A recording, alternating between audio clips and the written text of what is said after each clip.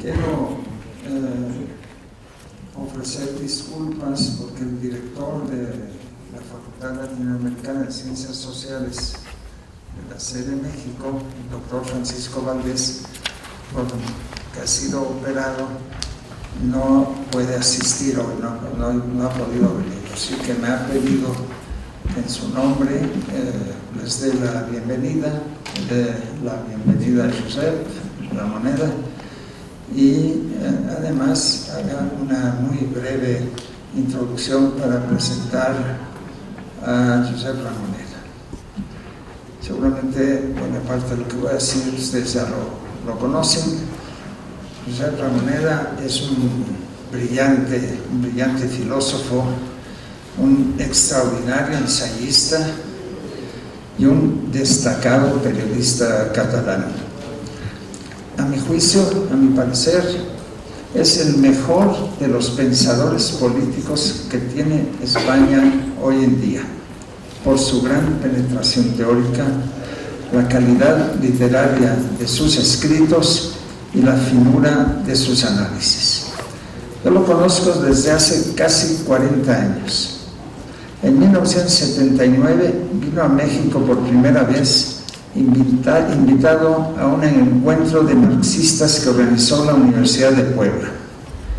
Yo recuerdo la extrañeza por la invitación que yo le transmití, pues él ya no se consideraba marxista, o más bien, como comentábamos hace unos momentos, además de marxista, eran muchas otras cosas más. Yo le dije, precisamente por eso me propuse invitarte, para que expresaras puntos de vista que rompiesen los marcos del dogmatismo que atenazaba la izquierda mexicana de aquella época.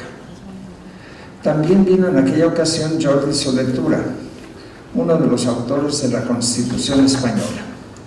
Desde aquellos días iniciamos, Josep y yo, una amistad que dura hasta hoy.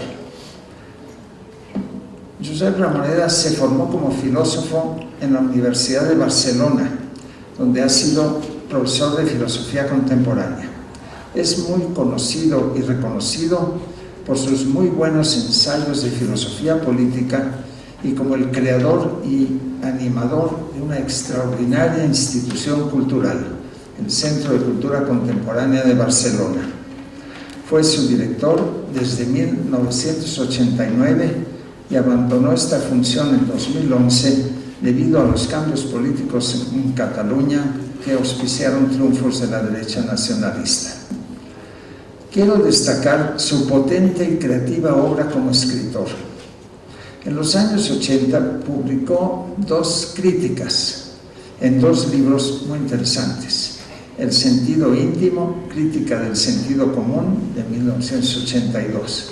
Siguió otro libro en 1984, Mitológicas, crítica de las escisiones sociales contemporáneas. Pero quiero destacar de aquella época su Apología del presente, de 1989, un excelente libro sobre la cultura del fin de siglo, donde examina la fatiga de la razón, los problemas de la ciudad paranoica y aborda el inquietante problema de la mala reputación del presente ante el prestigio del pasado articulado por historiadores, por ejemplo, y el futuro idealizado y potencialmente utópico.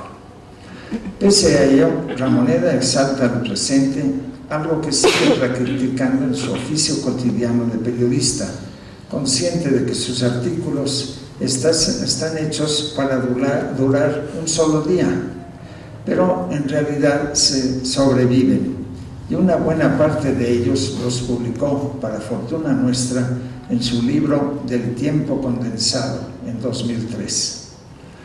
Quiero mencionar solamente 2 libros más de Ramoneda. En 2010 publicó otra Apología, un libro titulado Contra la indiferencia, esta vez una apología de la ilustración en el que exalta la conciencia individual y realiza una exploración fascinante sobre la estética del malestar cultural, el multiculturalismo piadoso, la agresividad del terrorista, la indignación y la despolitización. En 2012 aparece su libro La izquierda necesaria, donde aborda la crisis de la socialdemocracia y el problema de la hegemonía conservadora.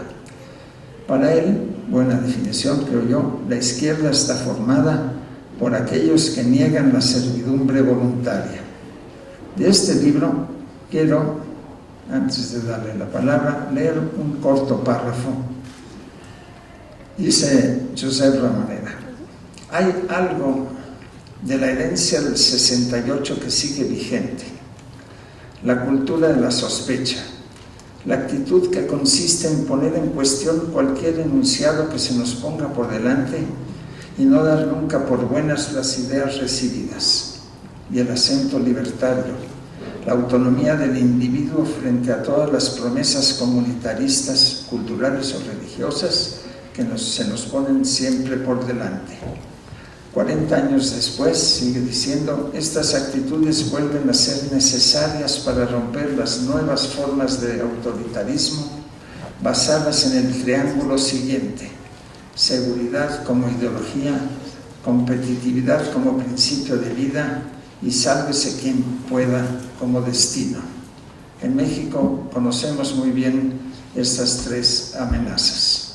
Sin más, le doy la palabra a Josep. Muy bienvenido a México y bienvenido a la sede, a la librería del Fondo de Cultura, y bienvenido a la Flaxo. Muchas gracias, Roger, por tu generosísima presentación, y gracias a todos ustedes por estar aquí, gracias a la Facultad Latinoamericana de Ciencias Sociales por haberme invitado, una institución prestigiosa y muy reconocida en nuestro país, y gracias al Fondo de Cultura Económica, que es un mito de la historia editorial, ¿no? Gracias por haberme invitado y gracias por darme esta oportunidad. Le agradezco, Roger, haber recordado este momento de hace ya muchos años, en el 79, que de alguna manera pues representaba uno de aquellos momentos en que, como decía Manuel Vázquez Montalbán, tomábamos conciencia del mundo, de que el mundo no era como lo esperábamos, ¿no? Pues eso, el mundo nunca es como lo esperábamos, y por eso hay que ir repitiendo cosas que ya decíamos entonces y que hay que volver a decir ahora, ¿no? Porque cambian las cosas, cambian los protagonistas, cambian las hegemonías, pero permanecen a veces algunas cosas que es imprescindible revisar y no perder de vista, ¿no? Y te agradezco además mucho que hayas hecho énfasis en el que es mi libro. Las relaciones con los libros siempre son muy complicadas. Una vez se van, tienen vida propia y tú ya tienes poco a incidir en ellos, pero sí que tengo un afecto especial por la apología del presente, y te agradezco mucho que tú hayas dado señales que me han legitimado mi simpatía, mi predilección desde fuera, ¿no? Gracias. Bueno, yo el tema que di para la conversación de hoy, que en el fondo es compartir una reflexión sobre un tema en el que me encuentro un poco, pues es un tema en el que vivo probablemente demasiado dentro, y me encuentro un poco con el embarradichois que dicen los franceses, qué decir de tantas cosas que podría decir, qué decir sin aburrirles demasiado. El título que di, que es este de Cataluña y España en el desconcierto europeo, tenía ya de entrada una primera intención, ¿no? Que es la intención de dejar claro que, aunque en España y en Cataluña tenemos una cierta tendencia al ensimismamiento y a pensar que a nosotros nos ocurren cosas excepcionales y que nos ocurren cosas que no ocurren en los otros países y tal, pues lo que está ocurriendo en Cataluña y España en este momento tiene evidentemente sus singularidades propias, y a ellas me referiré, pero en el fondo es una expresión más de lo que podríamos llamar el desconcierto europeo. Es Europa la que está en este momento, digamos, en una situación complicada, de desorientación. No se trata de dramatizar, son una serie de problemas y de circunstancias perfectamente comprensibles y perfectamente descriptibles, pero sí que el resultado es que hay una sensación general de desorientación y desconcierto. Y esta sensación se expresa a través de muchos fenómenos aparentemente distintos, ¿no? ¿Hay alguna cosa en común entre, para poner algunos ejemplos, el Brexit inglés, Podemos, Marine Le Pen, el independentismo catalán, u otros muchos fenómenos más o menos nuevos que han aparecido en Europa en estos tiempos? ¿Hay alguna cosa en común entre cosas aparentemente tan diversas? Pues sí, hay alguna cosa en común. Hay alguna cosa en común, que es la expresión de el malestar de una sociedad europea que ha perdido el horizonte y las expectativas, y es la expresión de una situación de crisis y desconfianza con la política, a la que se ve cada vez más impotente. Tenemos tendencia a magnificar siempre los líderes políticos del pasado y a despreciar los actuales. Y sí, es difícil no pensar que, por ejemplo, en el caso español, unos líderes políticos que son incapaces de formar gobierno en 9 meses, pues difícil no atribuirles alguna deficiencia de calidad considerable, ¿no? Y es verdad, pero es que no es tanto ellos como personas, sino la política en general la que sufre un momento de manifiesta impotencia. ¿Por qué? Pues porque es muy difícil reconstruir la gobernanza del mundo en un momento en que el poder económico está globalizado y el poder político sigue siendo nacional y local. Y esto crea unas brechas, crea unas dificultades de gobernabilidad que tienen mucho que ver con el descrédito de la política. Para expresar el desconcierto europeo, he utilizado algunas veces 2 imágenes que me parece que pueden ser útiles, ¿no? Una es la imagen de el libro desencuadernado, el libro que se está desencuadernando. Ya llevamos pues un montón de años, más de medio siglo, construyendo un libro que es el libro de la Unión Europea. De pronto nos hemos dado cuenta de que empezaban a caer hojas, se escapaban páginas de aquel libro. Y hemos comprendido que es que quizás no había sido suficientemente bien encolado, no había sido suficientemente bien articulado, que alguna cosa se había hecho mal y que ahora estábamos pagando de una manera más visible unas consecuencias que se habían podido ir reteniendo durante unos años en que todavía se generaban expectativas. La otra imagen es la de la secesión. Vivimos en tiempos de secesiones. Me gusta utilizar la palabra secesión, que además es la palabra que utilizan dos autores españoles, 2 valencianos, Antonio Ariño y Joan Romero, en un libro que saldrá este otoño, que se titula La secesión de los ricos. Me gusta utilizar la palabra secesión porque una secesión no es lo mismo que una ruptura. Una ruptura, significa romper y marcar un cambio radical de la relación entre unos y otros. La secesión es una forma controlada de ruptura, es un distanciamiento, es una independencia relativa, es una voluntad de estar fuera, de irse, de alejarse, pero manteniendo aquellas ventajas y aquellos intereses que tenías antes de irse.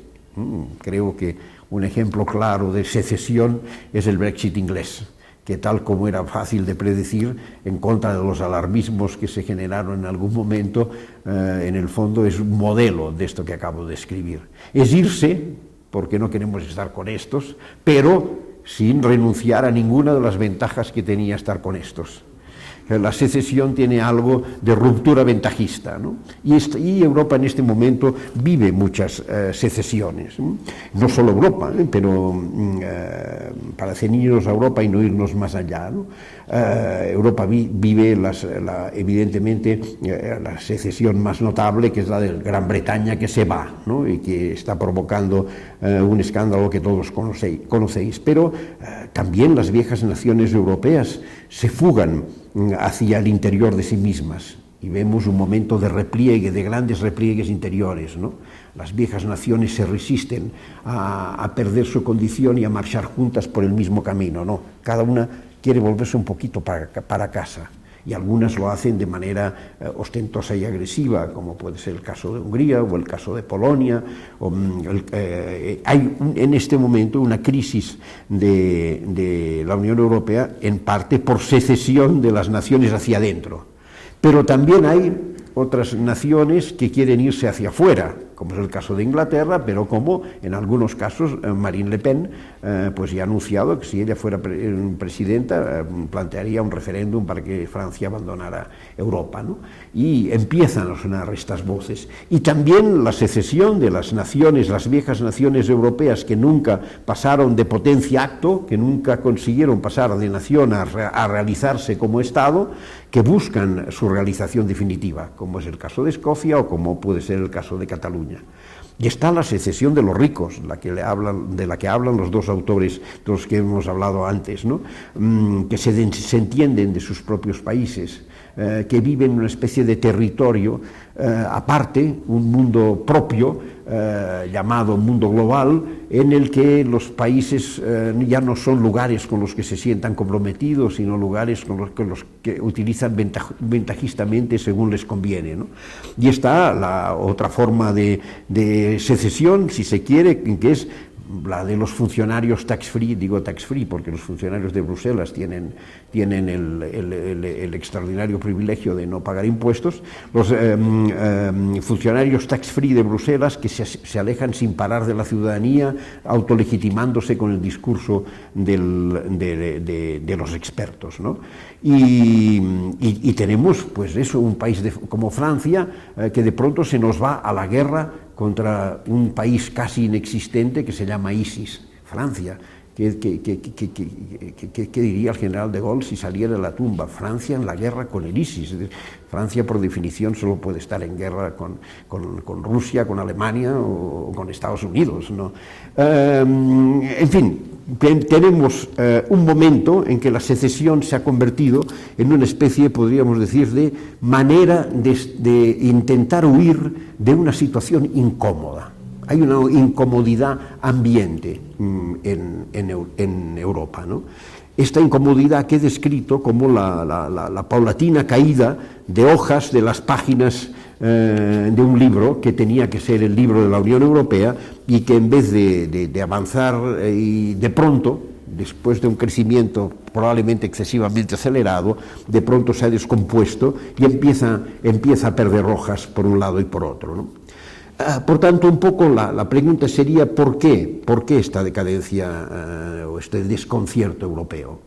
Hay muchos factores que servirían para otros muchos casos y en general para los problemas que tienen la mayoría de países del mundo, ¿no? Me he referido antes al proceso de globalización y a las consecuencias del paso del capitalismo industrial enraizado, fijado en territorios propios, al capitalismo financiero en todas sus fórmulas, financiero y tecnológico.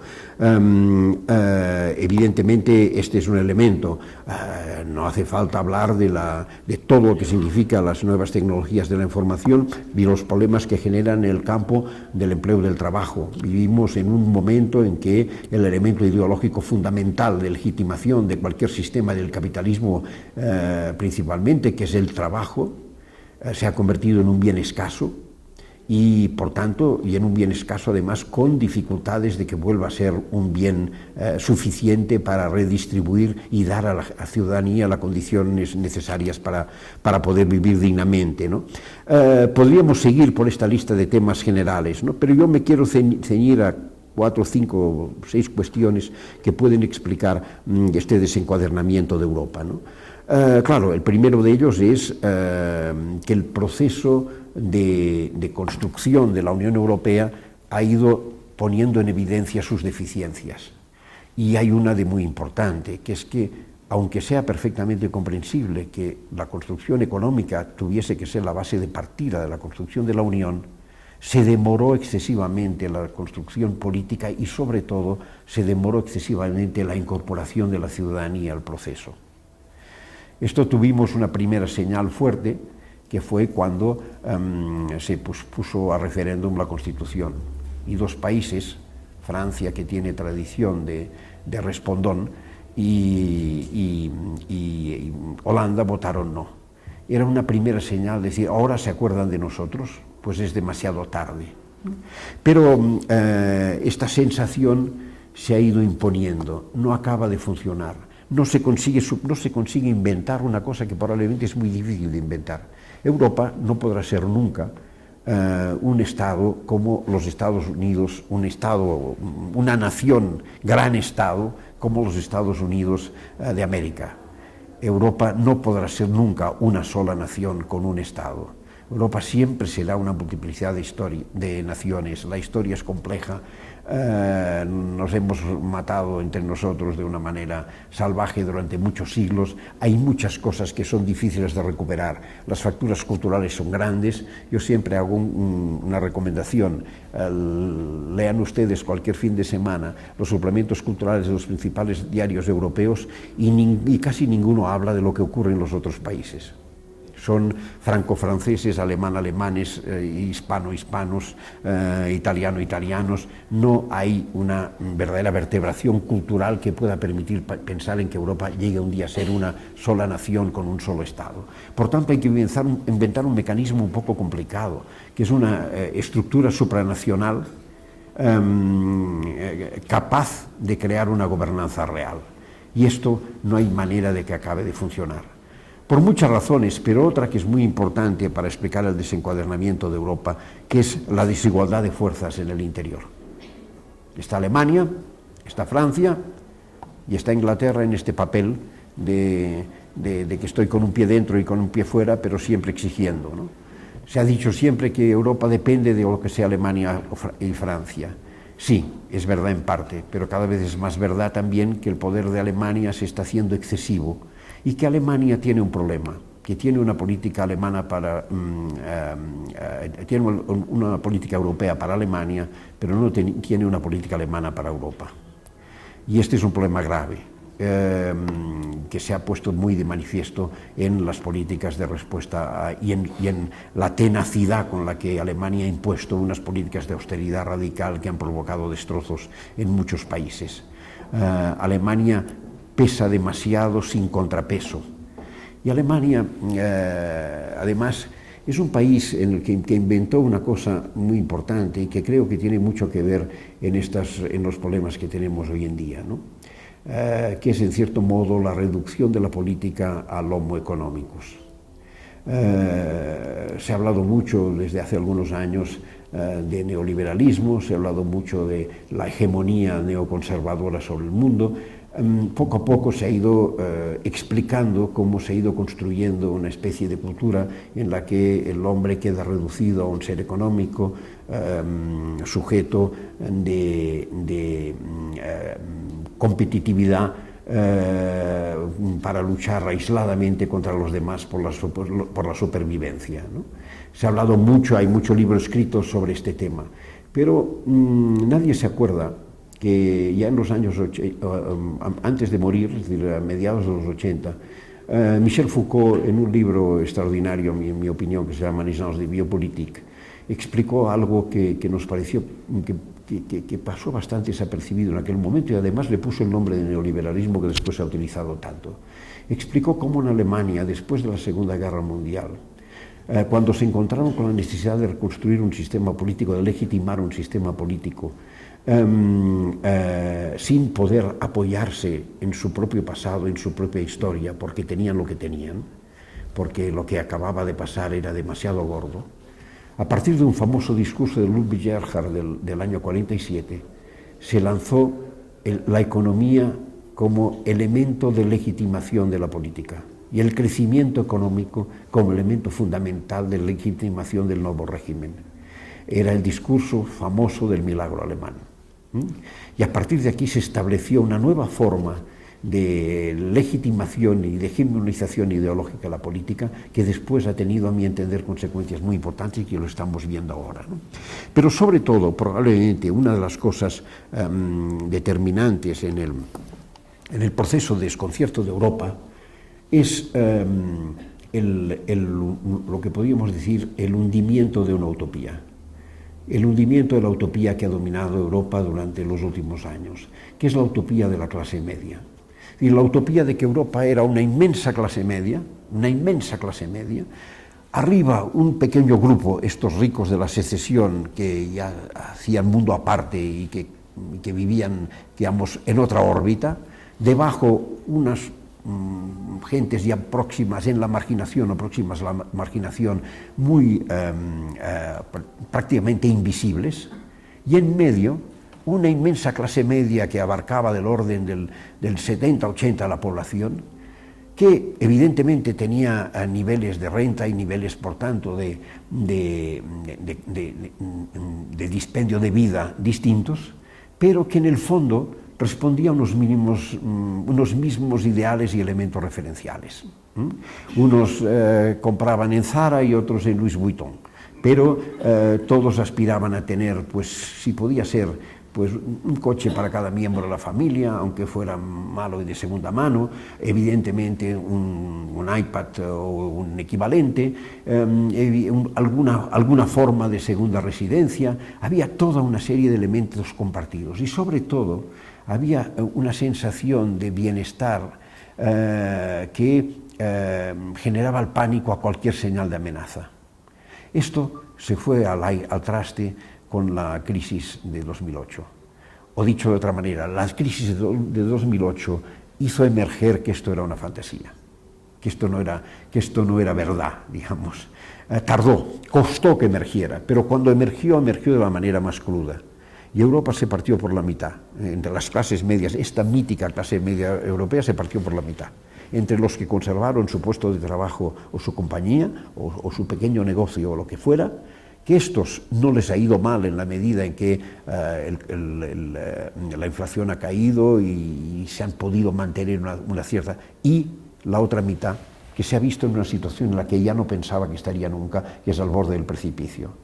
Y esto es, a mi entender, determinante en esta sensación de malestar europeo, digamos, que ha dominado estos últimos tiempos.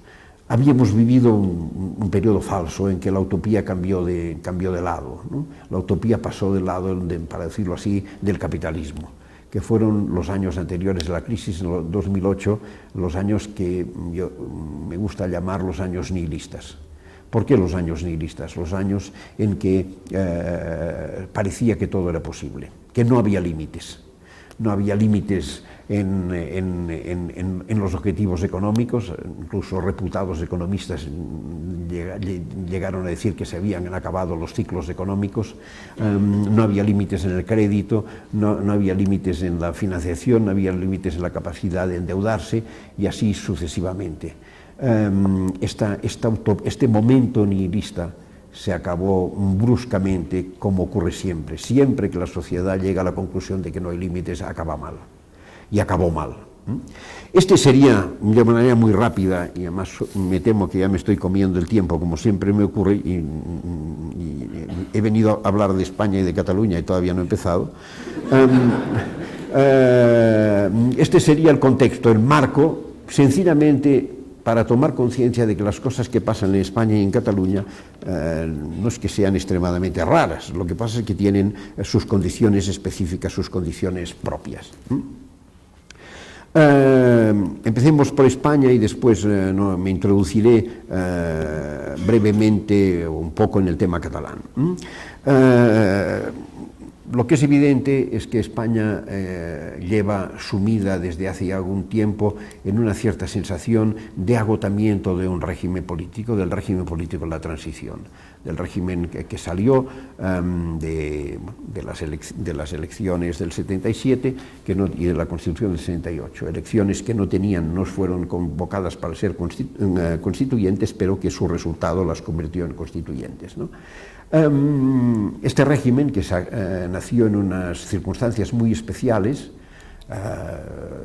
una transición más o menos incruenta, porque decimos incruenta, pero no dejó de haber pues unos 800, 900 muertos del terrorismo de ETA, 500 o 600 del terrorismo de extrema derecha y algunas cosas más, y algunos muertos por la propia policía, por los aparatos de Estado, pero en fin, someramente incruenta.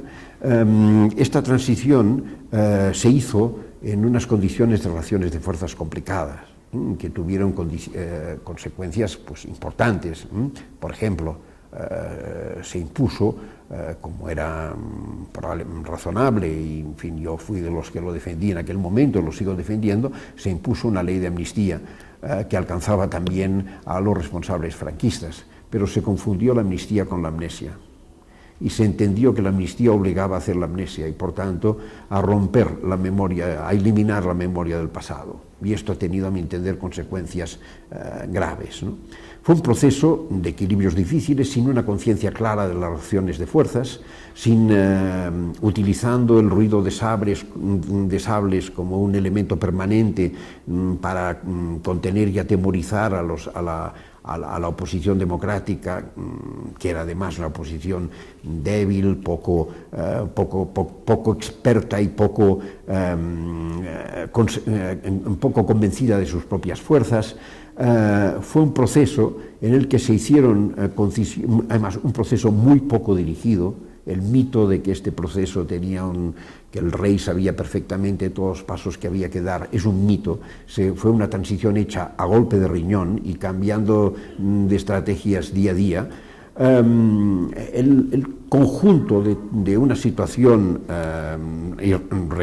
irregular, difícil, en un país de falta de tradición democrática, con una derecha nulamente democrática que tenía y después acabó pagando en parte el pecado original de su alianza innegable con el franquismo, toda una serie de factores que hacían, y además la voluntad de que fuese una transición que pasara de un régimen a otro sin romper platos, digamos, ¿no? Por tanto, con un cierto mantenimiento de las relaciones de poder en el campo económico, y evidentemente con un mantenimiento de importantes focos del poder del Estado que solo después fueron cambiando y modificándose.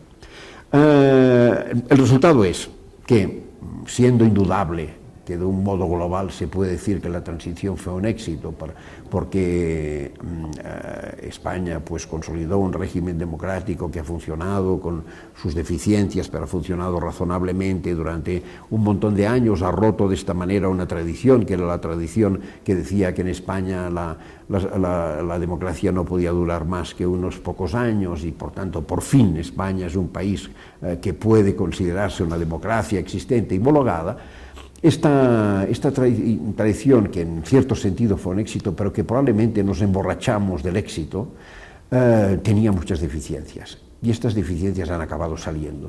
Y estas deficiencias, en buena parte, vienen todas de ellas de una cuestión central, que era esta. Lo que hace posible la transición pacífica es que la guerra civil opera como un superego colectivo. Nunca jamás, que esto no vuelva a repetirse nunca. Y esto es lo que, en última instancia, digamos, movió a todas las conciencias a hacer posible que no hubiese otra ruptura. Pero al mismo tiempo estaba siempre presente el pánico a que volviera a ocurrir lo de siempre. Y aquí, a mi entender, hay un momento decisivo, y no querría que con esto que se entienda que cargo el foco, la responsabilidad en los socialistas. No, la responsabilidad es de todos. Lo que pasa es que hay un momento, a mi entender, decisivo, que es el año 82, cuando el Partido Socialista llega al poder con la máxima autoridad política y moral que nunca ha tenido nadie en España. Un resultado abrumador, y en aquel momento estaba todo en sus manos. Y en esta circunstancia, ¿qué ocurre? Que el Partido Socialista hace una cosa que es perfectamente comprensible. Probablemente yo hubiese hecho lo mismo, que es, pone en primer lugar la consolidación del sistema antes que la creación de una democracia de primera calidad. Hay dos tópicos que nos recuerdan esto, que es las dos frases famosas de Alfonso Guerra: Montesquieu ha muerto y el que se mueve no sale en la foto. Es decir, ¿qué es lo que se intenta? Probablemente porque, insisto, probablemente yo hubiese hecho lo mismo en su sitio, es decir, intento explicar, no juzgo. ¿Por qué? Porque lo que se intentaba era consolidar un sistema que se articulase de verdad y que no fuera vulnerable. ¿Y qué pasó? Pues que se construyó un sistema sobre la base de dos partidos muy jerárquicos, muy rígidos, para una alternancia muy cerrada, que primero funcionó muy bien, pero después fue cada vez más empequeñeciéndose, gripándose, hasta llegar al momento actual en que hubo una percepción generalizada de que aquello era insuficiente, de que aquello era demasiado estrecho para el país. Y es en esta coyuntura, en estas percepciones, digamos, que se fue imponiendo, que se produce este año extraño que empieza con las elecciones europeas de hace ya un poco más de un año. Las elecciones europeas en las que irrumpe Podemos con un resultado inesperado y continúa con el proceso del independentismo en Cataluña. Van paralelos porque en realidad las dos cosas empiezan en el mismo momento. En el 15M de 2011 y el 15M el 15M de 2010 y el 11M, el 15M se crea en abril, si mal no recuerdo, no, en la Asamblea Nacional de Cataluña se crea el 15 de abril de 2011 y Podemos el 15 de mayo, creo, del mismo año. En fin, hay muy poco tiempo de diferencia. Son dos fenómenos que marcan este cambio. Podemos, perdón, he dicho el 15M, no Podemos. Bueno, hay dos fenómenos que simbolizan este cambio y que en realidad son la expresión de este gripaje, de este momento de gripaje del régimen. Pero ¿qué pasa? Se produce una cosa muy singular. Yo creo que es la novedad que aporta España en este proceso. Los movimientos sociales irrumpen en la escena cuando no estaba previsto. Y de un movimiento social, el 15M se transforma en algo que nadie contemplaba. Los movimientos sociales estaban perfectamente, formaban parte del sistema, era perfectamente comprensible que hubiese unas movilizaciones en la calle importantes y crecientes en un momento de crisis, pero se daba por supuesto que se quedarían al margen, que se quedarían fuera de las puertas del sistema. Y de pronto, de este movimiento social sale un grupo que dice, no, nosotros vamos a disputar el poder político y además lo vamos a disputar en el terreno de las instituciones políticas oficiales.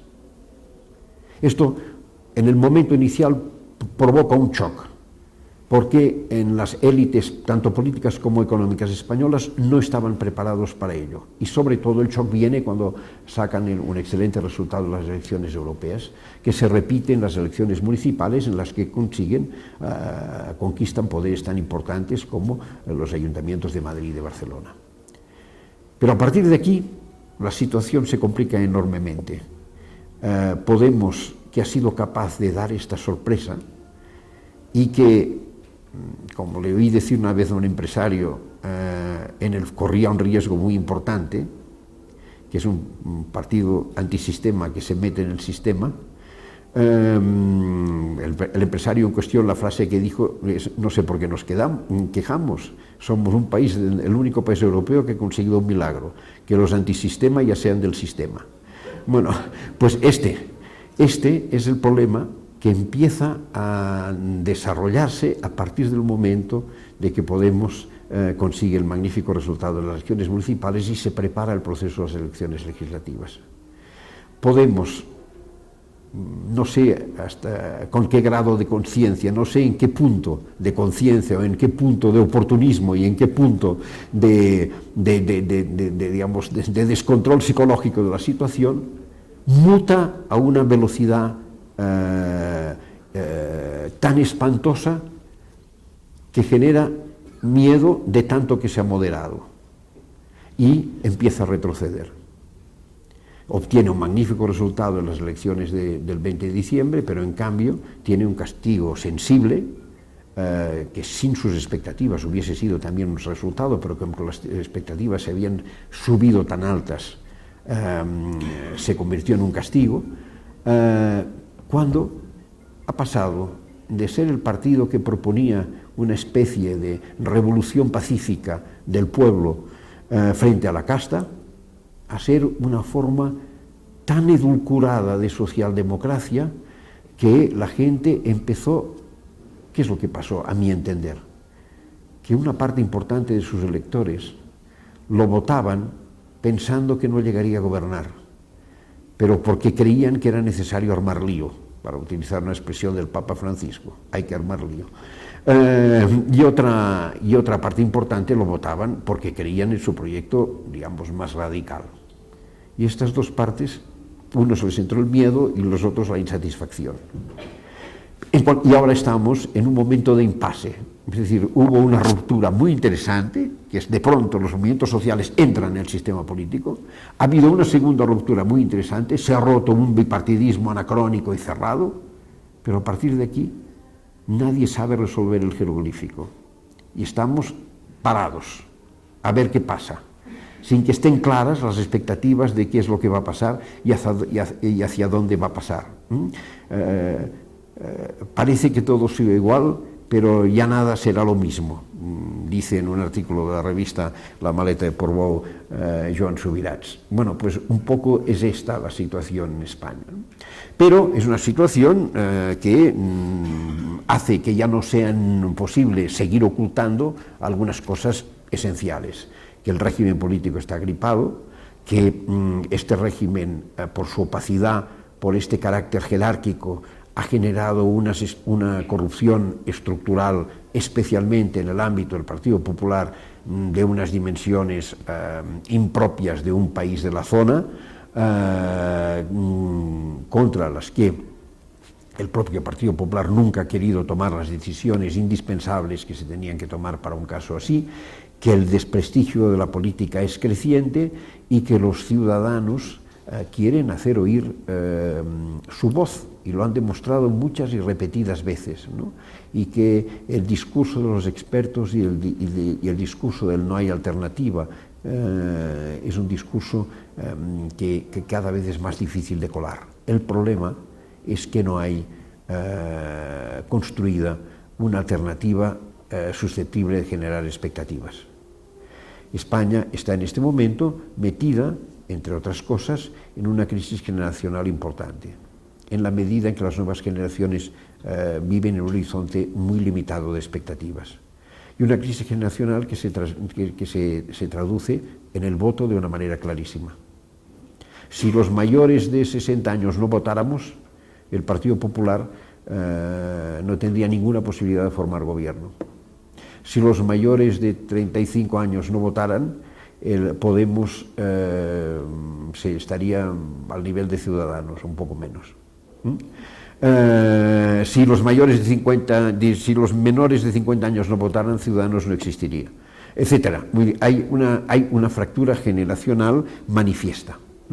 Bueno, este es un poco panorama general en el que habría que añadir muchísimas cosas de la evolución económica y evidentemente las consecuencias de los años locos, y en esto no muy distintos sino muy exagerados. El nihilismo en España fue superior a cualquier otro país. Solo un dato que me parece que es interesante retener para comprender el disparate que fue en España los años locos anteriores a la crisis. En 2007, un año antes de que la crisis estallara definitivamente, España construyó más viviendas, edificios de habitación, que Francia, Alemania e Inglaterra juntas. Me parece que no hay que decir muchas cosas más para entender la desproporción de un país que llegó a tener la construcción el 18% de su PIB, fuera de cualquier parámetro razonable, ¿no? En este contexto, ¿qué significa la secesión, para utilizar la expresión que he utilizado antes, catalana, o el problema catalán, que probablemente es uno de los problemas políticos de mayor calado que existen en este momento en España, en la medida en que ninguno de los partidos políticos españoles ha sido capaz de darle una respuesta política? La única respuesta que se le ha dado es no. No, la ley no lo permite, no.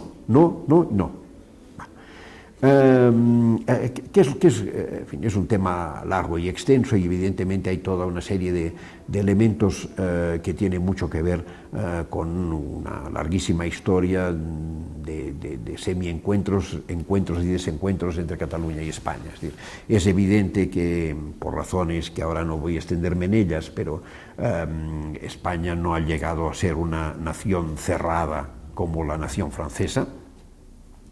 Siempre ha sido una nación con huecos, con brechas abiertas, y es evidente que, en fin, hay muchas razones y serían otras conferencias hablar de ello, pero sí que hay una cosa que ayuda a veces a entenderla, ¿no? En España hay un desajuste estructural que viene de muy lejos, a mi entender, que es que durante mucho tiempo el poder político estaba en el centro y el poder económico en la periferia. Y esto es un desajuste con una periferia muy incapaz políticamente y un poder político castellano muy incapaz económicamente. Y esto es un desajuste.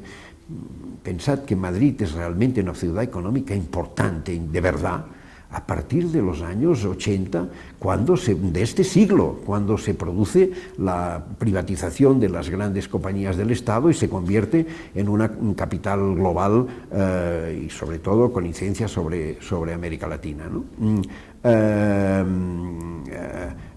Por tanto, este desajuste yo creo que es un desajuste estructural que tiene mucho que ver con estos problemas, ¿no? Hay otros muchísimos más y dejo este simplemente para dejar una imagen.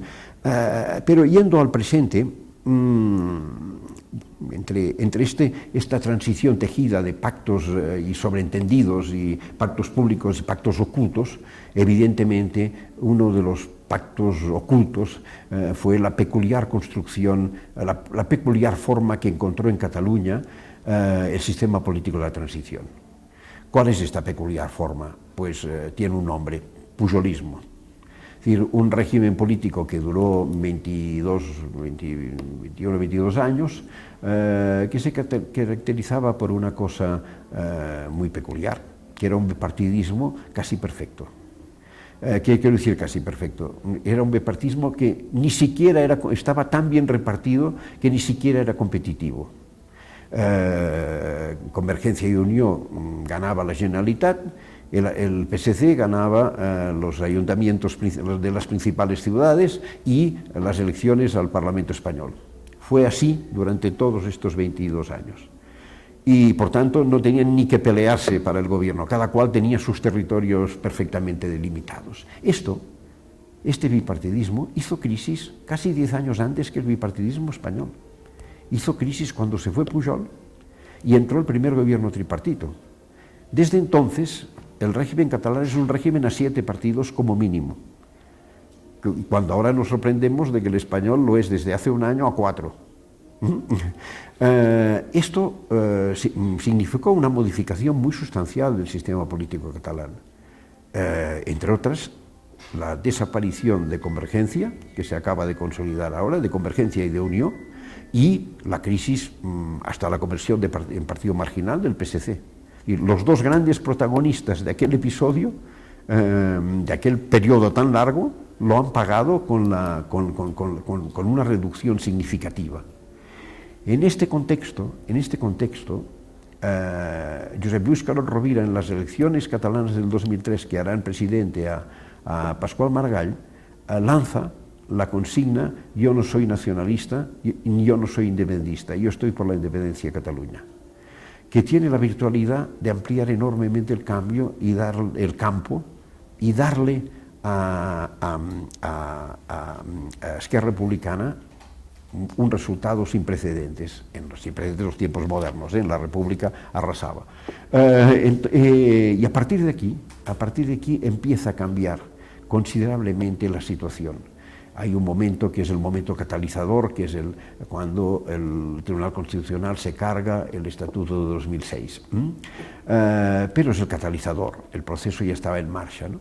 Y a partir de aquí se pone en movimiento un movimiento independentista que no para de crecer, pero que al mismo tiempo está borrando y provocando perturbaciones inesperadas en el propio campo político catalán. Por ejemplo, la desaparición de Convergencia o la necesidad de mutación de Convergencia por la explosión del caso Pujol, un caso de corrupción estructural hasta límites inimaginables, perfectamente tolerado por los gobiernos de Madrid, del PSOE y del PP, en la medida en que les garantizaba la quietud y el control de Cataluña. Cataluña se escapa al control, Convergencia muta, Esquerra Republicana pacta con Convergencia el proceso independentista y pierde la oportunidad de hacerse con la hegemonía de la Esquerra en Cataluña, que se la roban los llamados comunes. Se producen todas unas mutaciones imprevistas del escenario político catalán.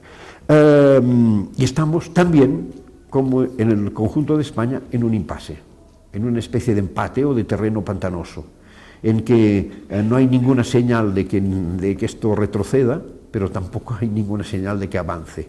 Y estamos en esta especie de terreno de juego lleno de barro, en que no se consigue avanzar en ninguna dirección y se van enconando las situaciones, pero al mismo tiempo se van aplazando permanentemente, ¿no?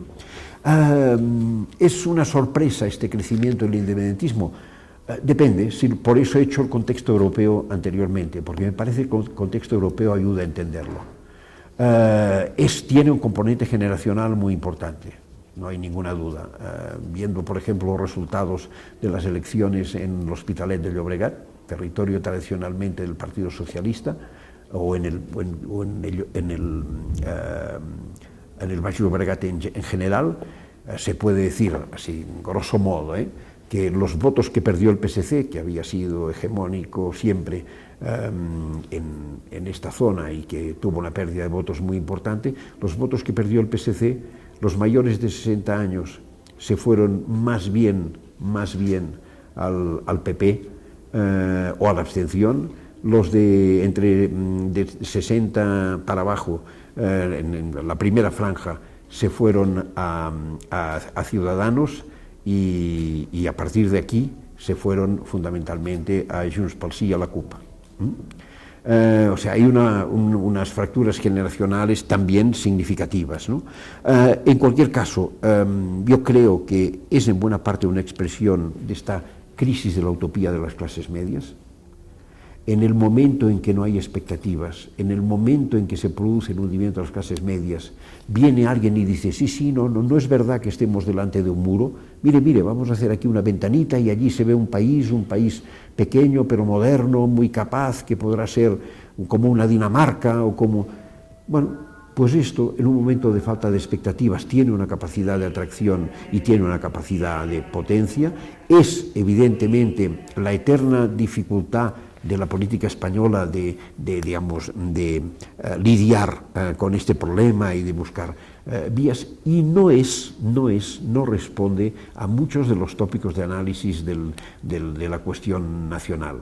No es una cuestión de nacionalismo burgués, es una cuestión más bien de clases medias y populares. La burguesía catalana con dinero, no está a favor del proceso independentista, no nos engañemos, no quiere el proceso independentista. Por tanto, el mito este recurrente de que una vez más la burguesía catalana se marcha cuando las cosas no es esta, se construye su propio territorio, no es por esta vía. Es, a mi entender, una expresión mucho más complicada de una idea que se ha ido imponiendo de una manera natural, de que solos nos iría mejor. Y esta es una idea que ha ido cuajando poco a poco, con un movimiento que ha mezclado, digamos, movilizaciones y signos identitarios muy tradicionales y a veces un poco abrumadores de la cultura nacionalista, con una cierta capacidad de permeabilidad y de expansión hacia sectores sociales con los que normalmente tenía dificultades para relacionarse, y que esta vez además ha contado con la comprensión, cosa que no había ocurrido nunca, de un partido español, en este caso Podemos. Y este es un factor que también tiene su significación. Y sí, no, termino porque ya me he enrollado demasiado. No, simplemente un par de consideraciones para terminar, ¿no? Una de las cosas que probablemente, que por lo menos a mí me resulta un poco sorprendente de este marco en el que se mueve España en este momento, que es una situación de impasse de la que uno siempre puede pensar bueno, pues que acabará saliendo alguna cosa y que por tanto servirá para que después de haber pasado, que pronto no nos acordaremos de este año sin gobierno y de este año y de estos empates eternos, y porque habrá un salto hacia adelante significativo. Siempre se puede, en fin, hacer o generar esta fantasía, ¿no? Pero creo que hay algo en ello que a mi entender es de alguna manera lo que podríamos decir lo más preocupante, que es esta incapacidad de transformación política.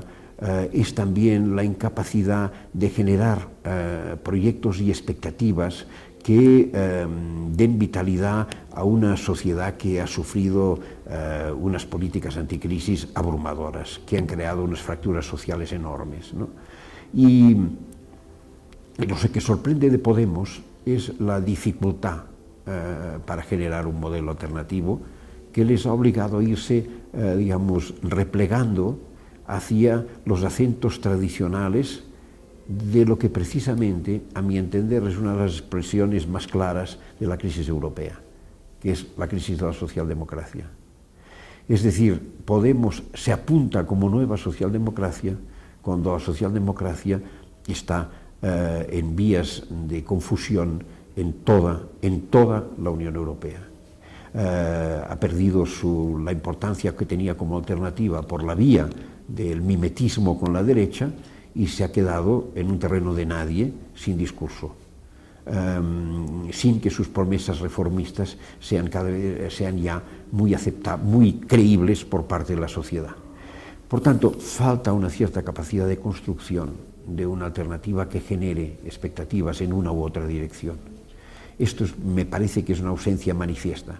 Falta una cierta recuperación de unas ideas renovadas de lo que podríamos decir un discurso emancipatorio. A veces a mí me abruma el giro conservador de muchos de los pensadores de mi generación, algunos radicales de izquierdas que no hace muchos años me miraban como casi un agente de la internacional conservadora, no, ahora exagero, y que ahora además son han descubierto que vivimos el mejor de los mundos posibles y qué tontería querer cambiar las cosas si estamos tan bien.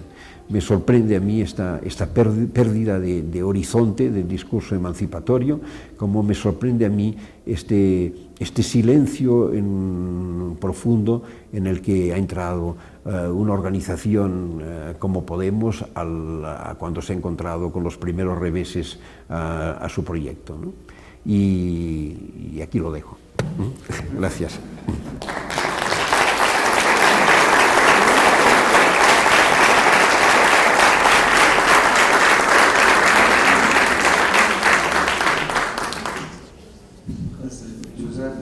Muchas gracias, ha sido realmente muy interesante.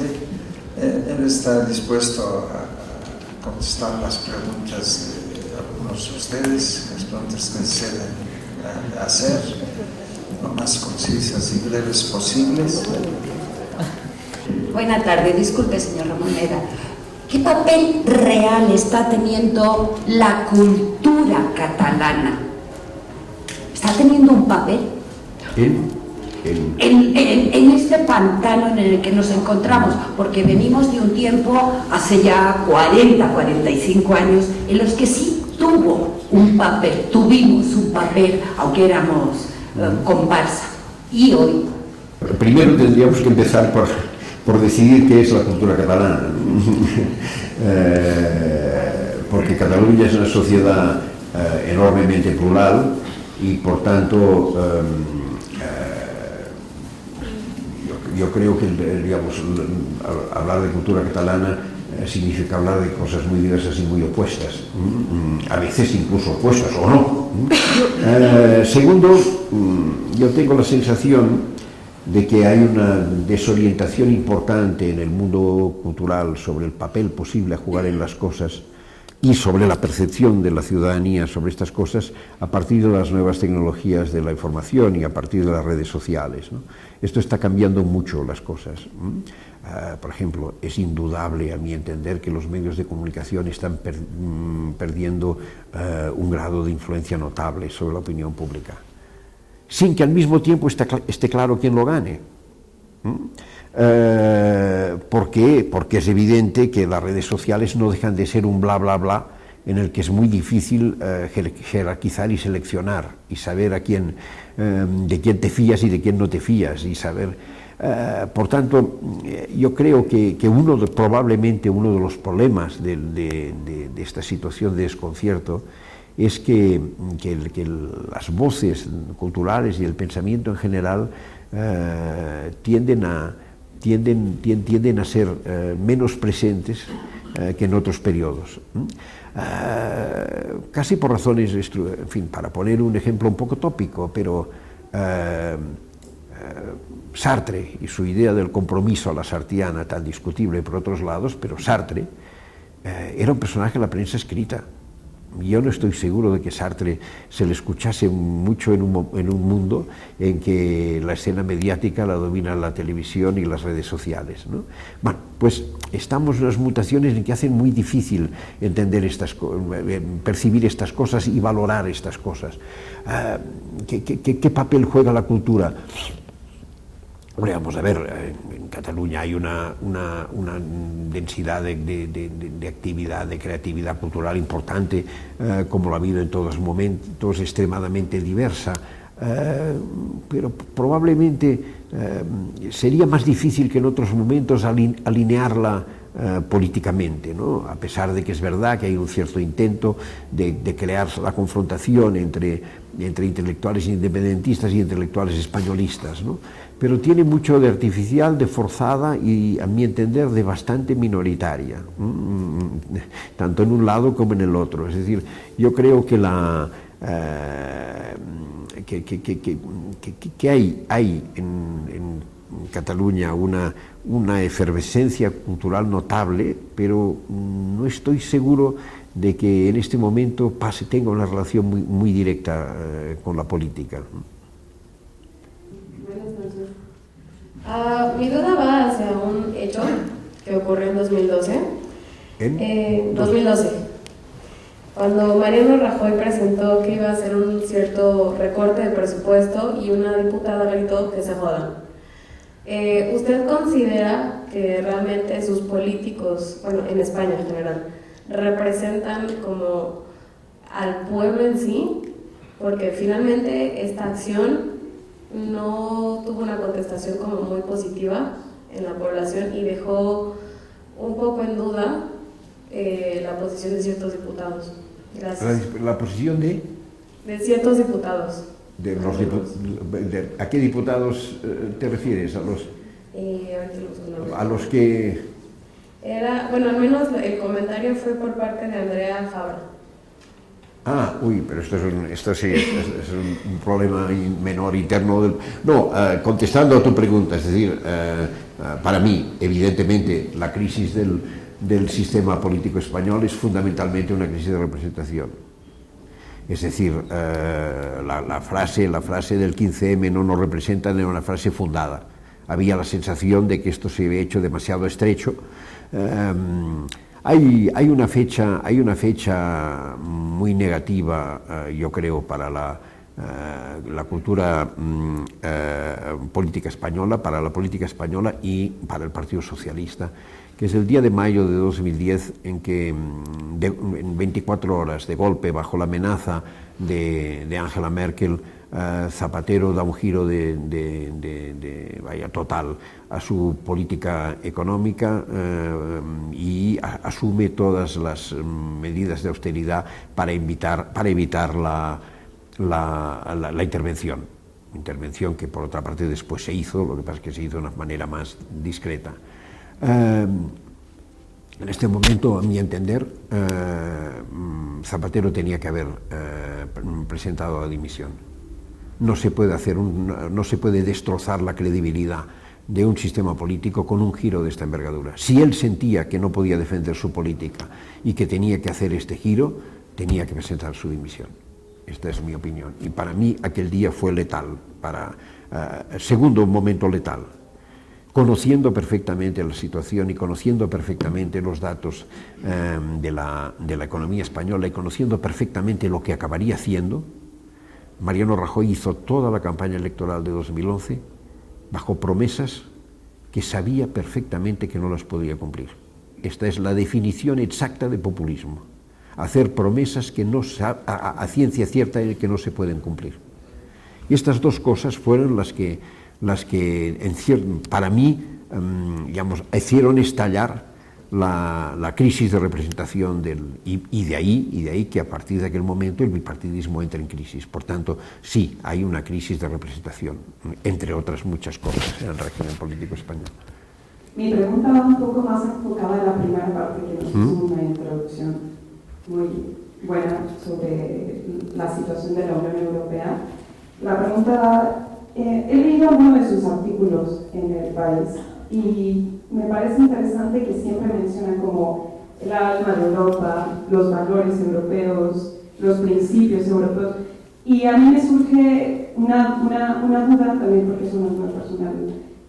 ¿A qué se refiere con todo esto? O sea, cuando la Unión Europea se construye, ¿cuáles son los valores europeos mediante los cuales usted también en su introducción señala que una parte esencial de los gobiernos en España es que no han incorporado la ciudadanía europea en cada individuo que conforma el gobierno del país español, ¿no? Y entonces también va otra, al mismo tiempo otra pregunta de, pues estos nacionalismos que surgen, ¿no? Que la Unión Europea también conforma un nacionalismo muy especial en la actualidad, como el nacionalismo de carácter español, conjugado también o confrontado con el nacionalismo catalán, ¿no? O sea, ¿cómo es la jerarquización del sentimiento, por lo menos en Cataluña, ¿no? O sea, ¿cómo se jerarquizan estos tres nacionalismos que desde mi perspectiva podríamos entender? Porque si es una cuestión como, por ejemplo, lo del Brexit, ¿no? Que la gente decía, pues es que no vamos a podernos ir a trabajar a otros lugares. Son sistemas culturales muy enraizados en la comunidad. Primero, yo creo que el nacionalismo europeo no existe. Es decir, pensar Europa como una nación con una pulsión nacionalista compartida no existe, y eso yo lo he dicho antes, y es lo que obliga a Europa a pensar un nivel de gobernanza distinta, y acabar con la fantasía de los Estados Unidos de Europa al modelo de los Estados Unidos de América. Esto me parece que es una de las razones positivas, pero que generan problema para Europa. Segundo, a mí me parece evidente que la respuesta a las inseguridades generadas por las consecuencias de la crisis, al malestar de unos sectores sociales que siguen gobernándose por el miedo, es decir, que tenían miedo a perder, pero que cuando han perdido siguen teniendo miedo a perder más, porque a pesar de todo el colchón europeo todavía existe. Esta reacción del miedo, se traduce, por ejemplo, en algo que los dirigentes europeos no son capaces de gobernar conforme a lo que son los presuntos valores referenciales de la Unión Europea, escritos en sus textos, como es la crisis de refugiados. Hubo un momento en que pareció que la señora Angela Merkel estaba a la altura de las circunstancias, que por primera vez tenía una propuesta alemana para Europa y no una propuesta europea para Alemania, que es cuando hizo un famoso discurso, si no recuerdo mal, en febrero del año pasado, en el que comparó la crisis de refugiados con la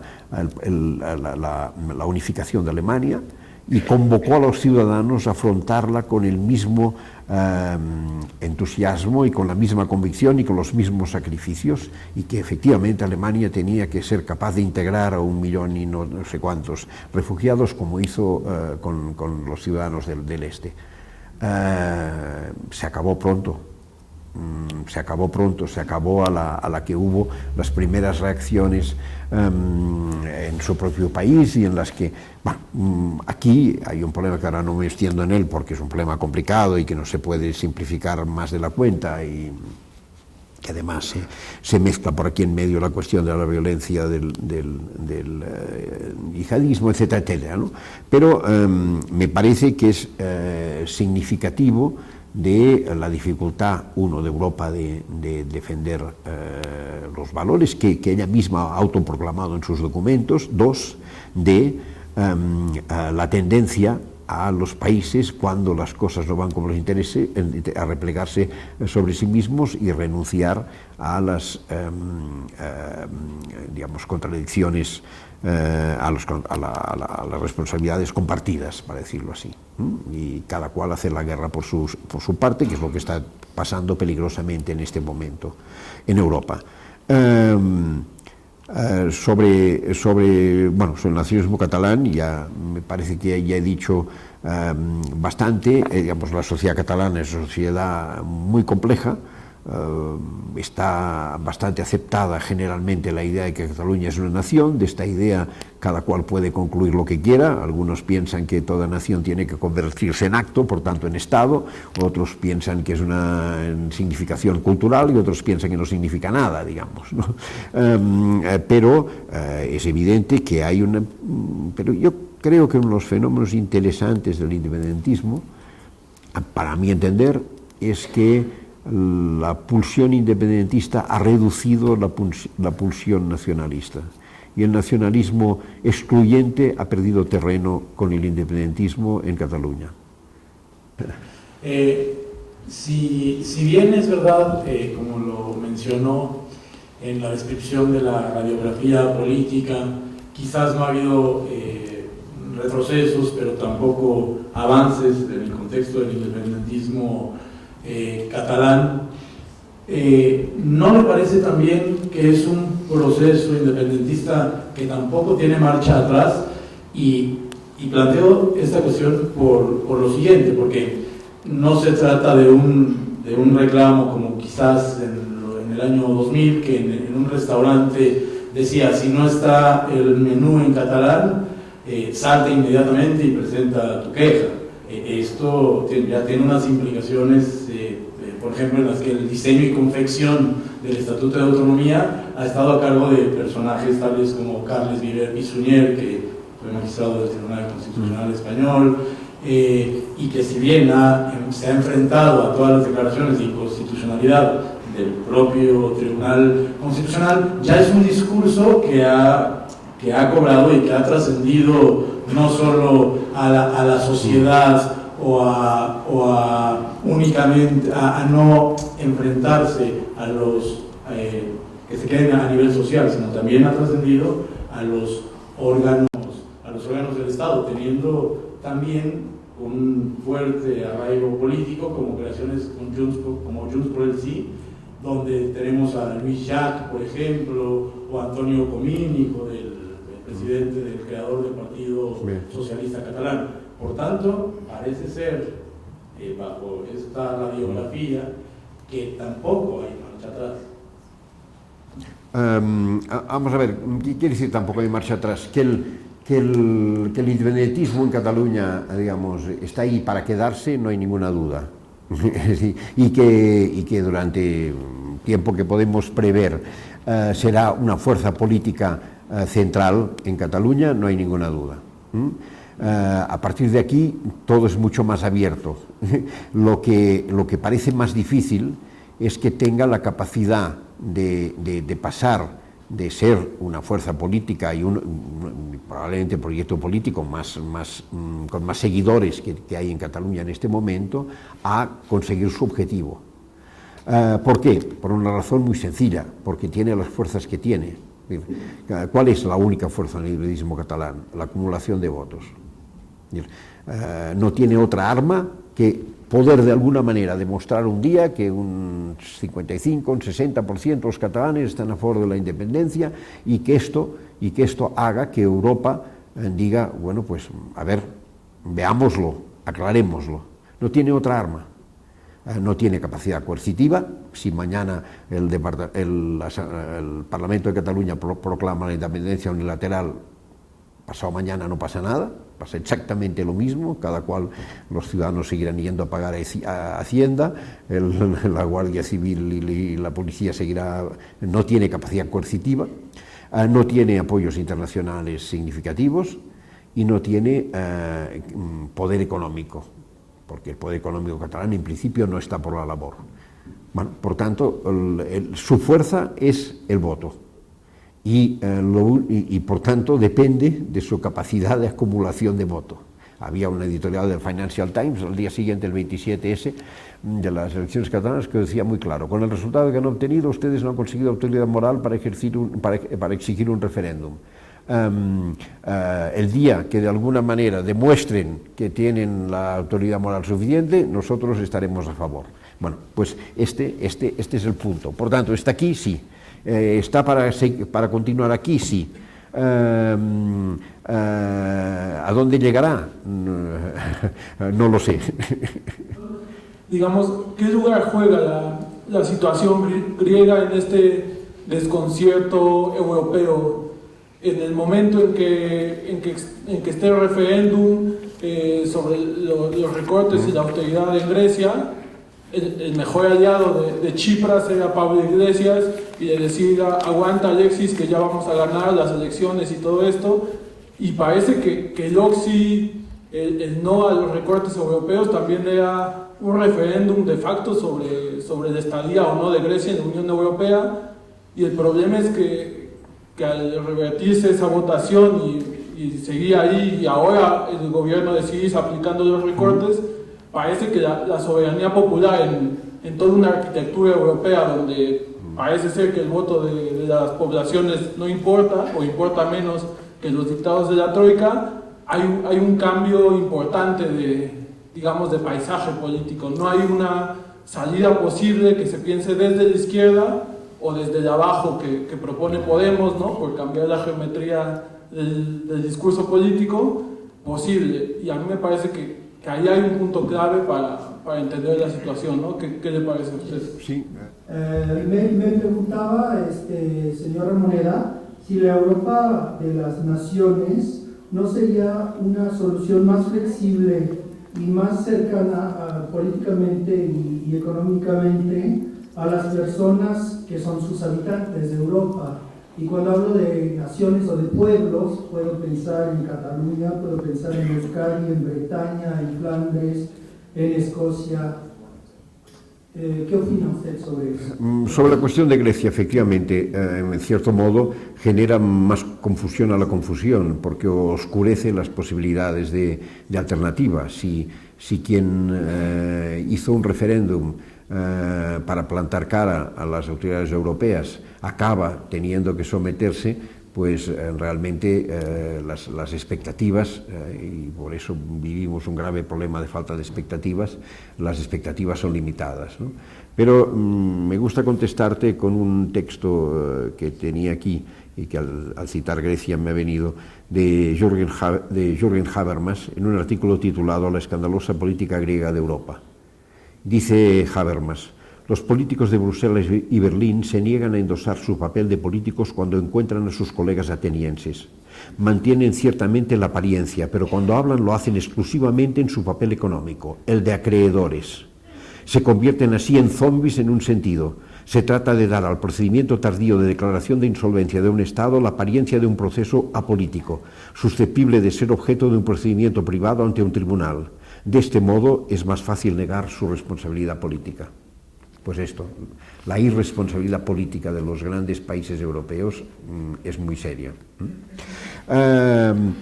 Sobre la cuestión de la Europa de las naciones, yo creo que si Europa funcionara, yo personalmente siempre he pensado que la independencia de Cataluña es un simple problema de que Europa funcione.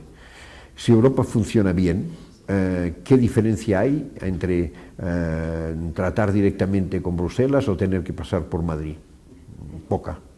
Pero para esto Europa tendría que funcionar muy bien, tendría que funcionar en el sentido de tener una legitimación grande que no tiene. El problema de Europa es que no resuelve, lo explicó muy bien Luc van Middelaar en un libro muy interesante sobre Europa. El problema de Europa es que vive en un equilibrio muy difícil de sostener y muy difícil de sostener y muy difícil de superar. Un equilibrio entre tres poderes. El poder denominado de los expertos, que a mí me genera pánico, porque ahora se está desarrollando toda una ideología teórica, a mi entender, extremadamente peligroso, que está pidiendo para los expertos que los expertos, digamos, asuman parte del poder que corresponde a la ciudadanía. El poder de los expertos, representado por la tecnoburocracia europea, el poder de los gobiernos de los estados, a través del órgano que más manda en la Unión Europea, que es la comisión de los máximos dirigentes de los distintos estados, y el poder democrático de la ciudadanía, que está integrado precariamente y tardíamente. ¿Qué es lo que pasa? Que hoy por hoy, Europa sigue siendo un tratado intergubernamental. Un tratado entre estados, como podría ser el Tratado de Versalles. ¿Y qué pasa? En un tratado intergubernamental, ¿quién manda? Manda el más fuerte. Y por tanto, ¿quién manda? Manda Alemania con una Francia que cada vez ya no tiene más capacidad de hacer que lo que en catalán llamamos rundinar. Es decir, que no lo hagan. A ver si les convencemos, a ver si convencemos a la señora Merkel, sabiendo que no la convencerán. Bueno, esto forma parte de los problemas europeos. Este no equilibrio que inevitablemente bloquea, impide avanzar, pero que al mismo tiempo es tremendamente difícil de superar. Y en este punto está, para mí el problema principal del desconcierto europeo como el desconcierto español es que tanto uno como otro, cada uno en su lugar, van perdiendo peso.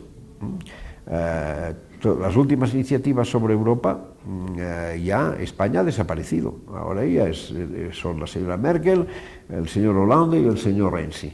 En nivel global, la presencia de Europa tiende a disminuir de una manera significativa, y Europa tiene que entender que en el mundo global, si no es unida no pinta nada. Cada uno de sus países por sí solo es muy poca cosa. Alemania es muy importante, pero sola. Sí, ya digo, la Europa de las naciones a mí me parece que podría ser un buen síntoma de que Europa funciona, pero Europa no funciona.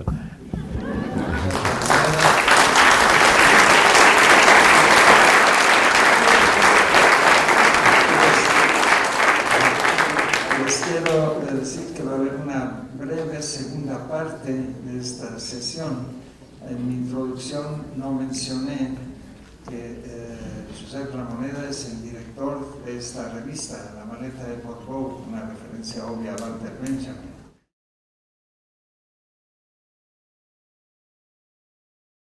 Muchas gracias. No prometo ser muy breve porque después de la paliza solo falta ahora otra. No, sencillamente, desde finales de septiembre, desde septiembre de 2014, si no me equivoco, sí, pusimos en marcha la revista La Maleta de Portbou, que es una revista bimensual en lengua castellana, que efectivamente, como recordaba el Roger, La Maleta de Portbou, es obvia la referencia, es la maleta la mítica maleta de Walter Benjamin, sobre la que se ha dicho todo, pero no se sabe exactamente nada, que Walter Benjamin dejó en el hotelucho de Portbou, al que le mandó la la Guardia Civil cuando le detuvo en la frontera española y le dejó pasar por su grave estado de salud, y donde aparentemente Benjamin se suicidó, y en Portbou, donde Benjamin está enterrado, y además tiene un colosal monumento que le dedicó Dani Caravan, uno de los mejores monumentos funerarios que he visto nunca. Bueno, esta evocación creo que ya tiene algo de significativo en la voluntad que representa esta revista de defensa, digamos, del pensamiento crítico. Yo siempre digo que está casi todo en la portada de esta revista. Se llama La maleta de Portbou, acabo de explicar el porqué. Revista de Humanidades y Economía. Esta es la idea de fondo. Primero, hacer una revista de humanidades, pero una revista de humanidades que entienda que la economía forma parte de la familia, o que combata la pretensión de la economía de estar por encima de las humanidades y de creerse una ciencia que solo puede codearse con las ciencias de verdad, las naturales, digamos, ¿no? Es una revista principalmente de ensayo, por tanto el género que domina en la revista es el género ensayístico, siempre insisto, con la perspectiva de las humanidades para ganar un poco de tiempo y distancia para ver mejor los problemas, estos y otros muchos, del mundo actual, en que muchas veces el frenesí, la aceleración del tiempo, la obsesión esta en que cada noche es una noche histórica a la que nos ha acostumbrado cierto mal periodismo, pues nos hace perder la distancia y el punto de vista. Nosotros queremos poner un poco de distancia y ver los problemas y ver las cuestiones desde la perspectiva de las humanidades, por tanto haciendo una cierta ampliación de campo, ¿no? Como decía, el género principal es ensayístico, pero no solo. En la portada hay una pista, que es esta ilustración, otorgamos un papel muy importante a la ilustración, al dibujo, a la expresión visual artística, la fotografía, la pintura, como instrumentos que forman parte del pensamiento crítico. Y por eso una de las secciones de la revista es la sección que llamamos Galería, que es como una mini exposición dentro de la revista. Y por eso cada uno de los artículos va ilustrado con una fotografía o con un dibujo pensado evidentemente para esta publicación y formando parte del contenido de la publicación, ¿no? Y después, otra cosa muy importante, pues la revista también utiliza otros géneros como el relato, la crónica, la entrevista y la conversación. Nuestro campo no tiene límites, simplemente aportar una perspectiva barcelonesa, si se puede decir así, una cierta marca barcelonesa sobre la mirada a las cosas que pasan por el mundo y a la cultura en general, procurando ir incorporando paulatinamente nuevos autores y nuevos creadores, al mismo tiempo que utilizar los autores y los creadores ya conocidos, ¿no? Y dándole siempre una dimensión muy internacional, como veréis en los números de la revista que hemos hecho llegar aquí. El número de autores internacionales es muy alta porque forma parte del espíritu de la casa. Como antes ha mencionado Roger, yo dirigí durante bastantes años, aunque Pujol gobernó algún año más, me ganó un poquito, no en el mismo tiempo, cuando yo me fui más tarde que él. Dirigí durante bastantes años el Centro de Cultura Contemporánea de Barcelona, y allí creé una red de colaboradores internacionales bastante significativa que de alguna manera, con los lazos trenzados en aquellos años, ahora son colaboradores habituales y además entusiastas de la revista, ¿no? Y este es el proyecto, un proyecto que quizás la mejor manera de expresar estas ganas de tomar una cierta distancia, de reflexión y de no dejarse llevar del todo por esta irresistible aceleración del tiempo, es que está pensado como una revista en papel, aunque evidentemente también se puede obtener por la red, pero está pensada como una revista en papel y un poco, diría, con los lujos propios del papel, pues en el sentido positivo de la palabra. Muchas gracias.